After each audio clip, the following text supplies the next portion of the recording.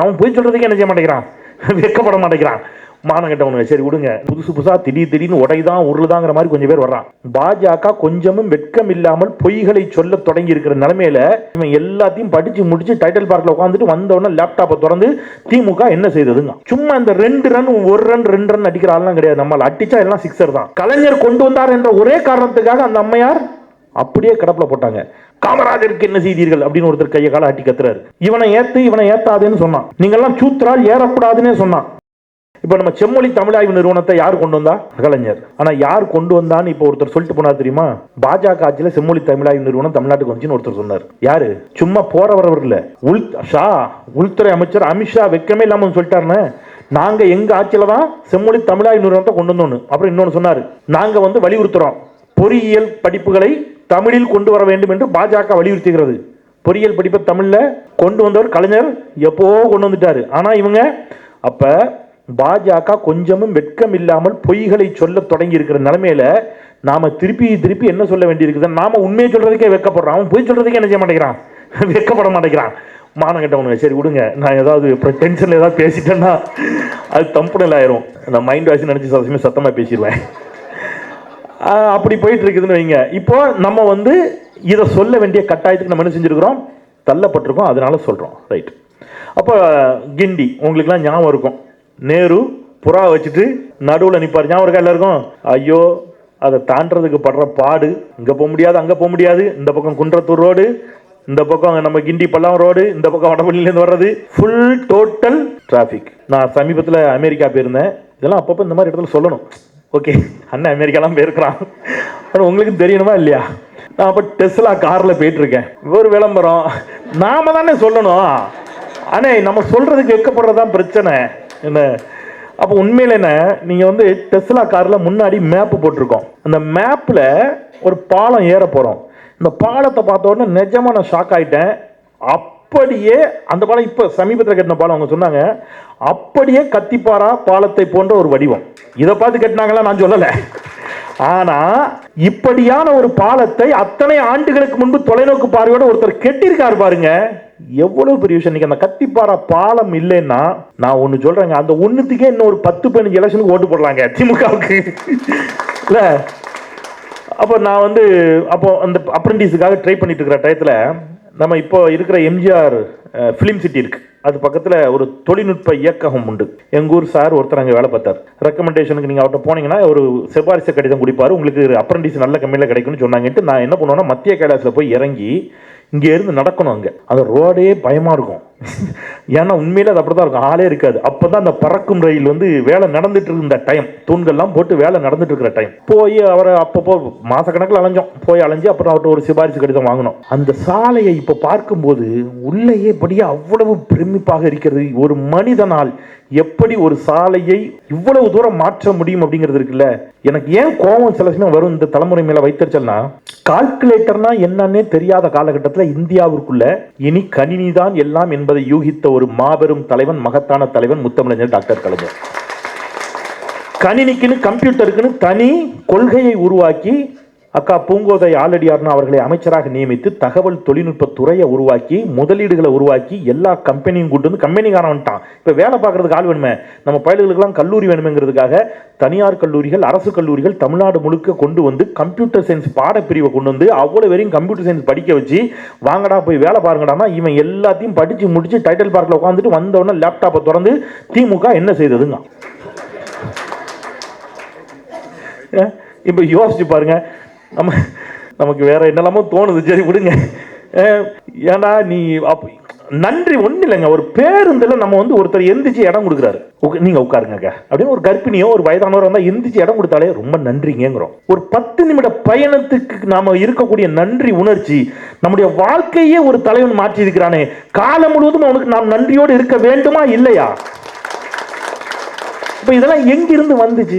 நான் திருப்பி சொல்றேன், எல்லாம் மாங்காய் மந்திரத்துல மாங்காய் வந்துச்சா? யாராவது மாயா மந்திரம் போட்டாங்களா? இல்ல. நீங்க கோயம்பேடு பேருந்து நிலையம், இப்ப நான் சொன்னேன் பாரிஸ் பஸ் ஸ்டாண்டு முடிச்சு கோயம்பேடு பேருந்து நிலையம் உருவாகின்ற பொழுது நான் திருப்பி சொல்றேன், சும்மா இந்த 2 ரன் 1 ரன் 2 ரன் அடிக்கிற ஆள்லாம் கிடையாது. நம்மள அடிச்சா எல்லாம் சிக்ஸர் தான். ஆசியாவிலேயே பெரிய பேருந்து நிலையம் அப்ப அதுதான். அவர் கட்டினா அப்படிதான் கட்டுவார். இந்தியாவிலேயே முதன்முறையாக, ஆசியாவிலேயே முதன்முறையாக, உலகத்திலேயே முதன்முறையாக, அப்படித்தான் இருக்கும். ஆசியாவிலேயே பெரிய பேருந்து நிலையம் அப்ப. அன்னைக்கு இருந்த தலைமுறை அதை பார்த்தோம். இப்ப நம்ம கழக சாதனையை நாம தான் முறியடிக்க முடியும். இப்ப நம்ம கழக சாதனையை நாம முறியடிச்சிருக்கோம். எங்க? திருச்சியில கிளாம்பாக்கம் ஒண்ணு. திருச்சியில போய் பாருங்க, ஏர்போர்ட் தோத்துச்சு. அப்படி இருக்குது, ஏர்போர்ட் தோத்துச்சு. அப்படி ஒரு பிரமாதமான பேருந்து நிலையம் திருச்சியில.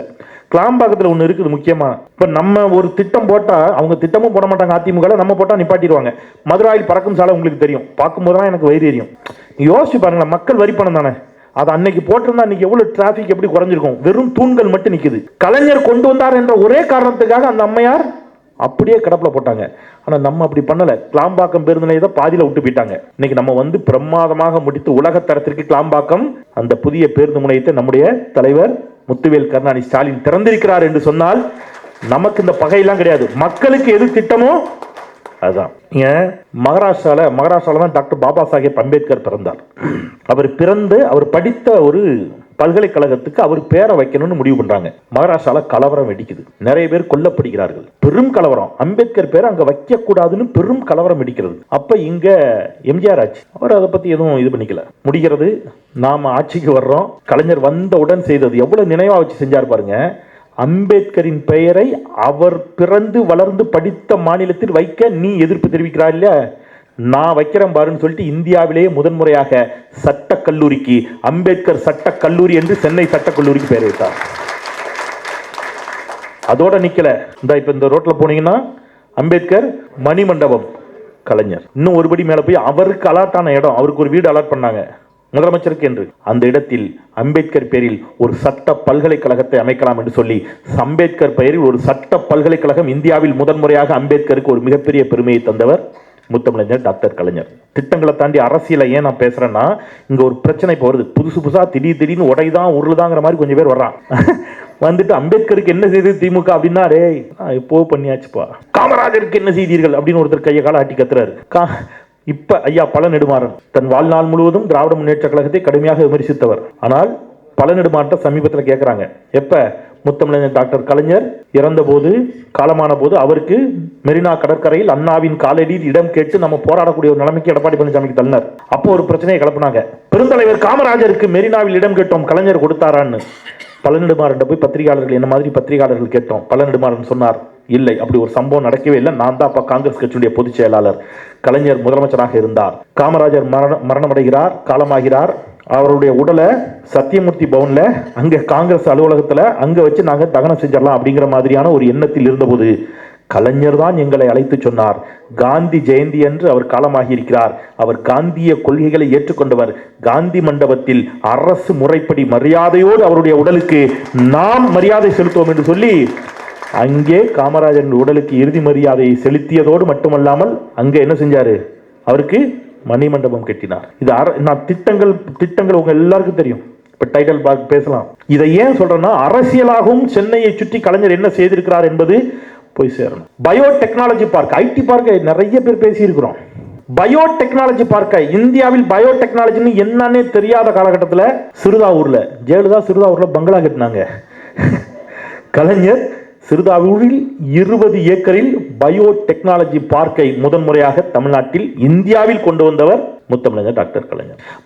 இப்ப சென்னையை சுற்றி அவர் வகுத்து கொடுத்த திட்டங்களை நீங்க அடுக்கணும்னா, கோயம்பேடு மார்க்கெட்டு, நீங்க எங்க திரும்பினாலும், இப்ப வள்ளுவர் கோட்டத்தை சொன்னாரு, வள்ளுவர் கோட்டம், நீங்க கன்னியாகுமரியில் ஆரம்பிங்க. கன்னியாகுமரின்னு ஒன்று நமக்கு டக்குன்னு நினைவுக்கு வருவது திருவள்ளுவர் சிலை. அங்கேருந்து ஆரம்பிச்சு வந்தீங்கன்னா வர்ற வழி ஃபுல்லா வடக்கு திக்கா இருந்தாலும் சரி, கிழக்கு மேற்கா இருந்தாலும் சரி, கலைஞர் திட்டம் இல்லாத ஒரு இடத்தை உங்களால தாண்ட முடியாது. பார்த்து பார்த்து பார்த்து பார்த்து தமிழ்நாட்டை செதுக்கிய ஒரு மகத்தான தலைவர் கலைஞர். நீங்க இன்னைக்கு சொல்றோம்ல சிஎம்டிஏ, சென்னை பெருநகர வளர்ச்சி குழுமம், அந்த சிஎம்டிஏவை தோற்றுவித்தவரே கலைஞர் தான். சிஎம்டிஏவை ஆரம்பிச்சவரே கலைஞர் தான். இன்னொன்று சொல்லட்டுமா, ஒவ்வொரு திட்டங்களுக்கு பின்னாடியும் ஒரு காரணம் இருந்துச்சு அவர்கிட்ட. நீங்க அரசு போக்குவரத்து கழகத்தை உருவாக்குனாருன்னு தோழர் பேசி சொல்லிட்டு போனார். அரசு போக்குவரத்து கழகத்தை ஏன் உருவாக்குனாரு? எதற்காக? வெறும் பயணம் மட்டும்தான் நோக்கமா? அதை தாண்டி ஒரு நோக்கம் இருந்துச்சு. அப்ப தனியாரிடம் போக்குவரத்து கழகங்கள் இருந்துச்சு. இவனை ஏத்தாதுன்னு சொன்னான். நீங்க எல்லாம் சூத்திரால் ஏறக்கூடாதுன்னு சொன்னான். நான் ஒரு பெரிய நிறுவனம், அந்த பேரை அங்க சொல்ல விரும்பல, அந்த நிறுவனம் திருநெல்வேலியிலாம் அவங்க தான் பேருந்து வச்சிருந்தாங்க, அவங்களெல்லாம் ஏற்ற மாட்டாங்க. அப்பதான் கலைஞர் கேட்டார், ஏன் ஏற்ற மாட்டான்? இல்லை அது சூத்திரால், பஸ் இருக்க போய் தானே சொல்லலாம், பஸ்ஸை முதல்ல பிடுங்கு அப்படின்னு பஸ்ஸை பிடிங்கி நாட்டுடைமையாக்கி தமிழ்நாடு அரசு போக்குவரத்து கழகத்திற்கு வித்திட்டவர் கலைஞர். அப்போ ஒவ்வொரு திட்டத்துக்கு பின்னாடி என்ன இருக்கு? ஒரு காரணம் இருக்கு.